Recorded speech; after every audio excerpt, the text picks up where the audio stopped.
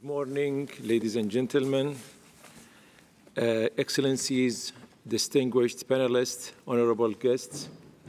Today's panel debate addresses an urgent issue of our time, the causes and consequences of the migrant and refugee crisis that now impacts 15% of the world's population.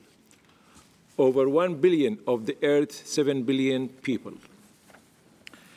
These 1 billion people are often lumped together into a large-scale number that obscures the person and dehumanizes the mass. Let us remember that these people, fathers, mothers, children who are labeled refugees, migrants, or internally displaced persons could be any one of us if our circumstances were different. Their plight demands our urgent attention and our most committed and creative spirit. The Arab region has been at the center of attention with the rise of violent extremism and armed conflict, forcing millions to seek better conditions. On the other side, the receiving community is increasingly marked by rising xenophobic population and a character defined by intolerance.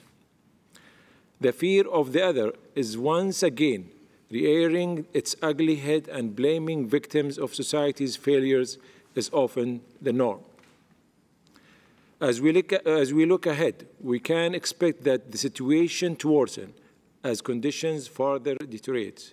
Violent conflict shows no signs of abatement, and the United Nations has sounded the alarm that climate change, environmental degradation could further destabilize the wider Mediterranean region, forcing millions from their homes. This problem is deeply complex and beyond the capacity of individual governments to solve. This is a global challenge requiring synchronized global solutions.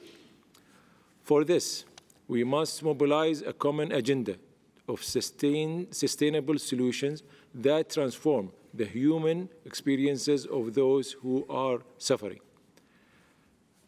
I wish you all a fruitful and constructive deliberations, and thank you so much for being with us today.